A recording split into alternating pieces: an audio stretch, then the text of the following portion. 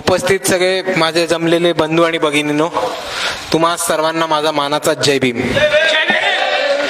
मित्रांनो, चालू करायच्या आधी समतेचे विचार उचलणारे सगळ्या महामानवांना अभिवादन करतो. आणि सर्वात पहिले आपल्या सर्वांना विनंती करतो की आपण एक 10 सेकंदाचा सायलेन्स पाळूया. परवा जी वाईट घटना घडली समृद्धी महामार्गावरती, त्यांच्यासाठी एक 10 सेकंदाचा सायलेन्स पाळूया अशी सर्वांना विनंती करतो.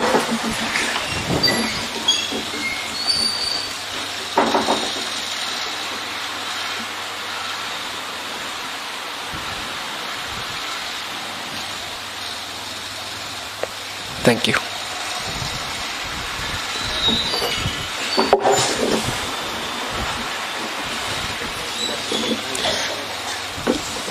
मित्रांनो, आपण जर एक गोष्ट बघितली असेल तर आता 48 तास पण नाही झाले समृद्धी महामार्गावरती तो अपघात होऊन ज्याच्यामध्ये 25 लोकांचा बसमध्ये जीव गेला, त्या बसनी पेट घेऊन अपघातामध्ये. मित्रांनो, 48 तास नाही झाले, त्या लोकांच्या घरच्यांना अजून न्याय मिळाला नाहीये. काही लोकांच्या अजून बॉड्या आणि त्यांचे प्रेत घरच्यांना पोहोचू शकले नाहीयेत. सरकारने काहीही एक सुविधा किंवा कोणता प्रश्न उचलला नाहीये की आम्ही त्यांच्या घरच्यांना न्याय कसा मिळवू किंवा कॉम्पन्सेशन कसं देऊ. पण ते 48 तास व्हायच्या आत आज एका नवी मंत्रिमंडळाने शपथ घेतलीये. ही एक लाजिरवाणी गोष्ट या महाराष्ट्रात होती. आज सगळ्याची आपण दक्षता घ्यावा, एवढं लक्षात ठेवा मित्रांनो.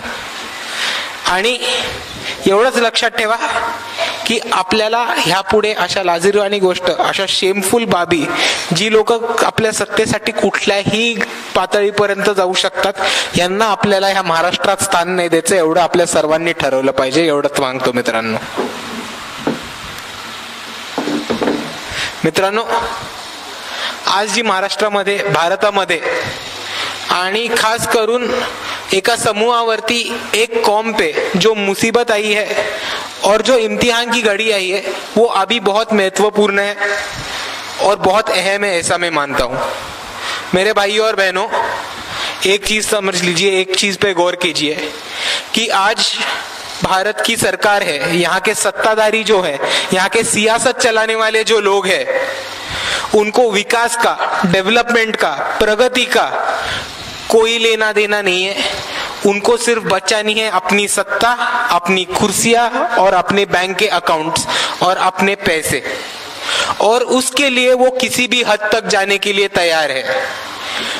अगर दो कौमों के बीच में, दो समाजों के बीच में तनाव निर्माण करके, झगड़ा लगा के, भेदभाव करके, एक दहशत का, एक दंगा फसाद का अगर वातावरण वो निर्माण करना चाहेंगे तो वो आज वो महाराष्ट्र में कर रहे हैं और भारत में भी कर रहे हैं, इतना मैं मानता हूँ. पर भाइयों और बहनों, मैं इस वजह से मानता हूँ कि आज ये घड़ी बहुत अहम है, ये मकान बहुत महत्वपूर्ण है हमारे लिए, कि आज ये फैसला करना हमारे हाथ में है कि अगर हम उनके दंगे फसाद के राजनीति का, उनके दहशतवाद के राजनीति को बलि पड़ेंगे या नहीं. भाई और बहनों, आज हमें ये तय करना है, आज हमें ये निर्धार करना है कि ये महाराष्ट्र की धरती, ये महाराष्ट्र की धरती पर दंगा फसाद का राजकारण हम नहीं होने देंगे, दंगा फसाद की राजनीति नहीं होने देंगे. क्योंकि हम इस धरती पर भाजपा का जो गोधरा, गुजरात, मुजफ्फरनगर का जो पैटर्न है, वो बिल्कुल सक्सेसफुल नहीं होने देंगे, बिल्कुल भी कामयाब नहीं होने देंगे. क्योंकि ये महाराष्ट्र की जो धरती है वो बाबा साहब अंबेडकर की धरती है, वो छत्रपति शिवाजी महाराज की धरती है, वो छत्रपति राजश्री शाहू महाराज की धरती है, वो राजमाता अहिल्या देवी होळकर की धरती है, वो महात्मा ज्योतिबा फुले की धरती है, वो सावित्री माई की धरती है और उतनी ही वो फातिमा शेख की भी धरती है. इतना मैं मानता हूं भाई और बहनों. भाई और बहनों, और यहाँ पे एक सिंपल चीज आप ध्यान में रख ली, अपने ज़हन में डाल लीजिए कि यहाँ के 2 कौम है, सिर्फ 2 कौम जो अगर एक साथ आती है, वो है हमारे मुसलमान भाई और हमारे बहुजन बांधव. वो अगर एक साथ आते हैं तो वो दंगा फसाद दहशत की राजनीति वैसे की जड़ से उखाड़ के बाहर फेंक सकते हैं। और अगर उन्होंने निर्धार किया और अगर इन्होंने एक साथ आने का निर्णय लिया, निर्धार किया, तो महाराष्ट्र की धरती पर मोदी और अमित शाह को भी पैर रखने की जगह नहीं रहेगी, इतना मैं मानता हूं। भाई और बहनों, इनकी दंगा फसाद की राजनीति ऐसे ही चलने वाली है, कायम चलती रहेगी। और उसके लिए नए नए नाटक करेंगे, नए नए जुमले लाएंगे। अभी एक नया नाटक मोदी जी सामने लाने का कोशिश कर रहे, एक नया चुनावी जुमला सामने लाने का कोशिश कर रहे, यूसीसी बोल के, यूनिफॉर्म सिविल कोड बोल के। शॉर्ट में समझाना चाहे तो यूनिफॉर्म सिविल कोड मतलब सामान्य नागरिक कायदा। इसका मतलब यह है कि सारे नागरिकों को, कौन से भी रिलीजन से हो, उनको एक कायदा होगा, सामान्य कायदा होगा। पर भाई और बहनों, ये उनका मकसद नहीं है। आप हिस्टोरिकली यूसीसी को देखेंगे तो यूसीसी को बाबा साहब ने डीपीएसपी में डाला था, directive principles of state policy में रखा गया था, उसको फंडामेंटल राइट्स में नहीं लाया गया था। Directive principle of state policy ऐसी एक जगह है अपने कॉन्स्टिट्यूशन में, जो तभी के जो ड्राफ्टिंग कमिटी थी उनको लगा कि आगे जाके जो लॉ मेकर्स है, आगे जाके जो सत्ताधारी है, आगे जाके जो भारत की सियासत चलाएंगे, उनके लिए एक डायरेक्टिव प्रिंसिपल्स, एक दिशा देने वाले प्रिंसिपल्स रहने चाहिए कि इस पे आगे जाके कभी तो चर्चा हो सकती है, आगे जाके कभी तो अहम बात हो सकती है, शायद से आपको आगे जाके इस पे गौर करना पड़ेगा। इसके लिए directive principles of state policy बनाए गए थे। पर उसी समय बाबा साहब ने एक महत्वपूर्ण बात यहाँ पे ये रखी थी कि कौन सा भी directive principle of state policy fundamental right का उल्लंघन नहीं कर सकता है। और भाई और बहनों, इसी वजह से आर्टिकल 25 ऑफ फंडामेंटल राइट्स हमको फ्रीडम टू प्रैक्टिसिंग रिलीजन जो देता है, जिसके अंतर्गत हम जो चाहे वो जो कौम का, मजहब का, रिलीजन का, धर्म स्वीकार कर सकते हैं, उसको प्रैक्टिस कर सकते हैं, उसको अपने पर्सनल लाइफ में अप्लाई कर सकते हैं। और इसी वजह से यूसीसी जो था, समान नागरिक कायदा जो था, वो directive principles of state policy में रखा गया। भाई और बहनों, पर अहम मुद्दा आप ये समझिए कि आज जो भाजपा चुनावी जुमला ला रहा है यूसीसी का, वो सामान्यता लाने के लिए ला रहा ही नहीं है, वो इक्वालिटी के लिए ला रहा ही नहीं है, वो यूनिफॉर्मिटी के लिए ला रहा ही नहीं है। वो ला रहा है तो यहाँ के मुसलमान भाई को छेड़ने के लिए ला रहा है। उनको यूसीसी लाना है मुसलमानों का पर्सनल लॉ हटाने को, पर्सनल लॉ डिस्टर्ब करने को। उन्हें यूसीसी इसलिए लाना है क्योंकि उन्हें शरीयत पे हाथ डालना है। नहीं तो आप मेरे को एक चीज बताए, मनुस्मृति के सामने झुकने वाले को सामान्यता कायदा लाने की क्या जरूरत? जो मनुस्मृति को झुक के सलाम करते हैं, जो मनुस्मृति को सल्यूट करते हैं, जो पूछते हैं, उनको सामान्य नागरिक कायदा लाने की क्या जरूरत है? उनको आज सिर्फ यहाँ का मुसलमान भाई को डिस्टर्ब करना है, और यही उनका षड्यंत्र राजनीति हमेशा चलता रहेगा, और वही हमको रोकना है भाई और बहनों। उससे आगे की एक महत्वपूर्ण बात रहेगी कि हमेशा जब भी यहाँ का मुसलमान एग्रेसिव हुआ है, पॉलिटिकल हुआ है, अपनी बात आगे रखने की कोशिश किया है, तो उनको एक चीज कहा गया है। क्या कहा गया है? कि पाकिस्तान वापस चले जाओ। आप पाकिस्तानी हो, आप बांग्लादेशी हो, आप आतंकवादी हो, आप दहशतवादी हो, आप टेररिस्ट हो, आप एंटी नेशनल हो, आप हिंदुस्तानी नहीं हो, आप भारतीय हो, ये सिद्ध करो। पर भाई और बहनों, जब भी हमारे सारे मुसलमान बांधव एनआरसी सीए में इंडिया की सिटीजनशिप प्रूव करने के लिए सामने गए, तो उनको यूएपीए के अंडर जेल में डाला गया। भाई और बहनों, मेरे को एक बताओ, हमारे बच्चों के लिए जेल रिजर्व है क्या? मुसलमान बांधव हमेशा कौन से भी राज्य में जाओ, आप कौन से भी स्टेट में जाओ, ज्यादातर जेला यहाँ के मुसलमान बच्चों से भरे रहते हैं। तो मेरे को एक बताओ, इनके जहन में, यहाँ के सत्ताधारियों के जहन में ये कौन डाला कि जेल हमारे बच्चों के लिए रिजर्व है और उनका बच्चा घर पे बैठ के बीसीसीआई का सेक्रेटरी बनने का ख्वाब देखेगा? भाई और बहनों, यही जो राजनीति है दंगा फसाद की, कि यहाँ का दलित, पीड़ित, शोषित, वंचित, आदिवासी, बहुजन, दलित, मुसलमान हमेशा एक ट्रैप में फंसता रहेगा और इनके बच्चे लोग घूमेंगे एसी गाड़ियों में, लाल बत्ती गाड़ियों में, और बिना कुछ किए यहाँ का आमदार, खासदार और मंत्री और शायद से इस देश को चलाने के सपने देखेंगे, और नागरिकत्व का मुद्दा उठा के हमारे बच्चे हमेशा जेल में जाएंगे। भाई और बहनों, ये राजनीति जो है एक बहुत डेंजरस, खतरनाक मुकाम पे पहुंची है, जहां पे अभी इनका दंगलखोरी, घुसखोरी, दंगा फसाद करना महाराष्ट्र में भी आ गया है। भाई और बहनों, सोलापुर से ज्यादा दूर नहीं कोल्हापुर है, जहां पे पिछले 1 महीने में 2 बार दंगल भड़काने का कोशिश किया गया था। नासिक, ईद की कहानी है। नासिक में एक अंसारी नाम के शख्स थे जो मुंबई से जा रहे थे, उनको गोरक्षकों ने रोका और उनको मॉब लिंचिंग यानी सामूहिक हत्या करने आए। और आज जब भी पुलिस को पत्रकार जाके या बाकी के लोग जाके सवाल पूछते तो पुलिस का जवाब क्या रहता है? नहीं, हमने वो जो गोश्त था वो पुलिस स्टेशन भेज दिया, फॉरेंसिक में भेज दिया देखने को कि बड़े का था या छोटे का था। अरे भाई मेरे, बड़े का था या छोटे का था ये मुद्दा ही नहीं है, आप समझ लो। मुद्दा ये है कि कौन सा भी गोश्त कैरी करने के लिए, रखने के लिए आज एक सामान्य नागरिक की जान ली जा रही है, मॉब लिंचिंग किया जा रहा है। वो अहम बात है जिसपे हमको फोकस करना चाहिए, ना कि, और उस पे जांच होनी चाहिए, ना कि वो गोश्त किसका था। भाइयों, ये राजनीति ऐसे ही बढ़ती जाएगी और हर जगह पे पहुंचेगी।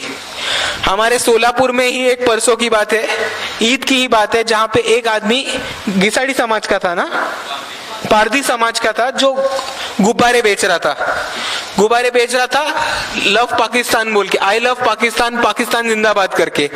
जब भी उसको गिरफ्तार किया गया, उसको लोगों को पता चला कि उसको वो पढ़ा लिखा नहीं है, उसको पता भी नहीं है वो गुब्बारों पे क्या लिखा, लेकिन उसको गुब्बारे देखने वाला कौन था इसका नाम अभी तक बाहर नहीं आया है। और जो उसको गुब्बारे बेचने को लगा रहा है वो सच्ची में यहाँ पे दहशतवाद कर रहा है और यहाँ पे दंगा फसाद की राजनीति बढ़ाने का कोशिश कर रहा है। पर भाइयों और बहनों, उससे महत्वपूर्ण ये बात है कि आज महाराष्ट्र के जो नागरिक है वो जागरूक हो गए और वो इस सब में अड़कने नहीं वाले, फंसने नहीं वाले। इसलिए वो मस्जिद के बाहर जहाँ पे वो गुब्बारे बेच रहा था, उसी मस्जिद के लोगों ने पुलिस को बोल के रिपोर्ट किया कि हमको नहीं मालूम, ये इससे दंगा फसाद हो सकता है, आप इसमें जांच कर लीजिए। और सोलापुर में एक महत्वपूर्ण दंगल बच गई। भाई और बहनों, आगे का एक किस्सा आता है अपने ही सोलापुर का, एम्प्लॉयमेंट चौक का, जहाँ पे एक मुसलमान युवक को एक हिंदू युवकी के साथ घूम रहा था, इसलिए उतार के बहुत उसकी मारपीट की और उसको बहुत गंदी से, बुरे तरीके से पीटा गया। जब वो लड़की से क्वेश्चन किया, लड़की को बोला कि तुम ऐसे लड़कों के साथ क्यों घूम रही हो, तो उसने कहा आमचे कौटुंबिक संबंध आहेत, आमची भाऊ बहिणीची नातं आहेत। मित्रांनो, कचरा ह्यांच्या डोक्यात, कचरा पसरवणार पण हण, साफ आपण किती दिवस करायचा? मित्रांनो, आज एम्प्लॉयमेंट चौक मध्ये त्या तरुणीने एक भूमिका घेतली की माझं आणि ह्याचं भाऊ बहिणीचं नातं आहे, कुटुंबाचं नातं आहे। कितीतरी लोक सोलापूरमध्ये आणि अन्य शहरामध्ये कामासाठी, शिक्षणासाठी, वेगवेगळ्या गोष्टींसाठी एकत्र काम करण्यासाठी दोन जातीमधली, दोन धर्मांमधली लोक एकत्र येत राहतात आणि त्यांना काम करायला लागतं। पण आता त्यांच्यामध्ये काहीतरी गैरव्यवहार आहे, अनैतिक संबंधी आहेत आणि त्यांच्यावरती अत्याचार करणारे हे जे नीच विचाराचे लोक आहेत, ज्यांच्या मनात कचरा पडला असेल, तो जातीवादाचा कचरा असो, तो दोन धर्माच्या मध्ये तिढा निर्माण करून राजनीतिक करण्याचा कचरा असो, किंवा एका महिलेचा किंवा एका पुरुषाच्या मध्ये अनैतिक संबंध असतीलच हे अज्युम करण्याचा कचरा असो, हा कचरा पुसून काढण्याचं काम सोलापूरच्या त्या युवकीने केलंय, म्हणून त्यांना सर्वात पहिले सलाम करतो।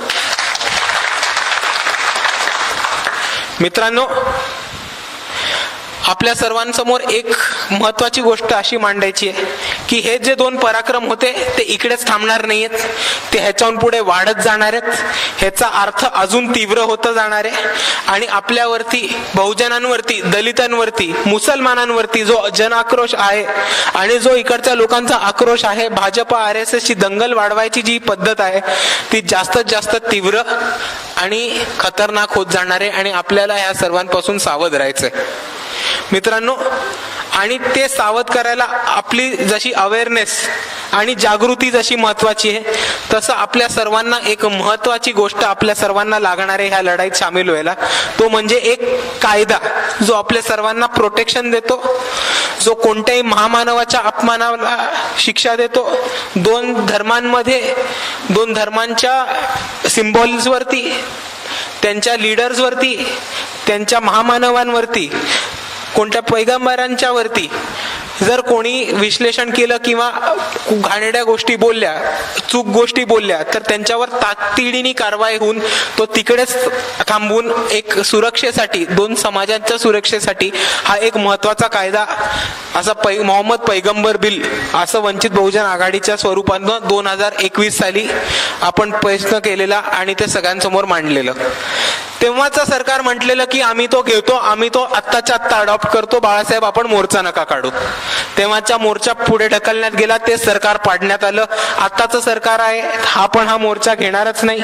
आत्ताचं सरकार पण मोहम्मद पैगंबर बिल ह्याला मान्यता देणार नाही. पण मित्रांनो, आपण उलटा विचार करून बघा. आपण सर्वांनी ऐकलं असेल की भारताची काय नाचक्की झालेली जेव्हा नुपूर शर्मा यांनी काय मनाला येईल ते तारे तोडले आणि वेगवेगळ्या आर्थिक परिस्थितींवरती आपल्याला भारताला सामोरे द्यायला लागलं आणि बऱ्याच ठिकाणी, वेगवेगळ्या ठिकाणी आपल्याला जागतिक पातळीवरती माफी मागायला लागली. मित्रांनो, जर मोहम्मद पैगंबर बिल असतं तर तो काळ आलं नसतं, कारण तिकडच्या तिकडे हेट स्पीचच्या खाली त्यांच्यावर कारवाई होऊन ते तिकडच्या तिकडे तो प्रकार थांबवला गेला असता. आणि अशीच आम्ही आशा करतो की या मोहम्मद पैगंबर बिल मधनं जास्तीत जास्त जागृती व्हावी आणि जास्तीत जास्त जी RSS ची एक षडयंत्र आहे, दोन समाजांमध्ये, दोन धर्मांमध्ये दंगा फसाद करून स्वतःला पोट भरवणं आणि मतं मिळवणं, त्याला एक थांबवता येईल आणि त्याला कुठेतरी गतांतर आणता येईल. मित्रांनो, पण आपण एक गोष्ट जाणून घ्या की वंचित बहुजन आघाडी एका सातत्याने उभी आहे, लढत आहे. पण ह्या ध्रुवीकरणाचा फायदा दुसऱ्या बाजूला फक्त भाजपला नाही तर दुसऱ्या लोकांना पण होत आहे. इथे जसे काही लोकांनी स्वतःला हिंदुत्वाचा मक्तेदार म्हणून घेतलं आहे, तशा काही लोकांनी स्वतःला सेक्युलरिझमचा पण मक्तेदार म्हणून घेतलेला आहे.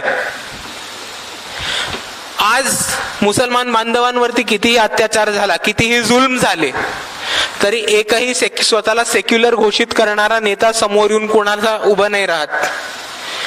मित्रांनो, ज्या लोकांनी इतके वर्ष प्रचार केला की वंचित बहुजन आघाडी दुसऱ्या कोणाच्या तरी सांगण्यावरनं चालतीये, जे खास करून सोलापूरचा आपल्याला लोकसभेचा इतिहास माहिती असेल, इकडच्या मुसलमान समाजामध्ये जाऊन लोकांना सांगितलं की वंचित बहुजन आघाडीला मतं देणं म्हणजे भाजपला मतं देणं, त्या लोकांना आज मी प्रश्न विचारतो, ज्या लोकांना तुम्ही मतं दिलं भाजपला राखण्यासाठी, ती लोक आज जाऊन बसलीत ना भाजप बरोबर सत्तेत दुपारी 2 वाजता.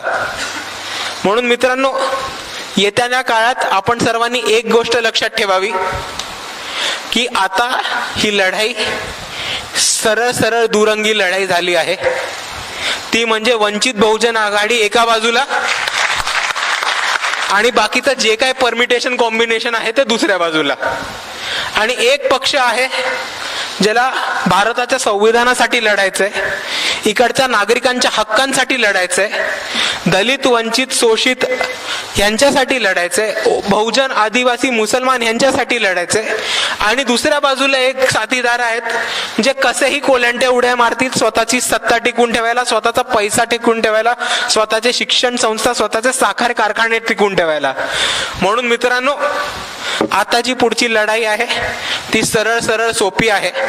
आम्ही सर्वांनी आमचा नेता, आम्ही सर्वांनी आमचा पक्ष, आम्ही सर्वांनी आमची भूमिका ही निवडली आहे. आम्ही फक्त थांबलो तर तुमच्या साथीची, एवढंच म्हणून थांबतो. जय भीम.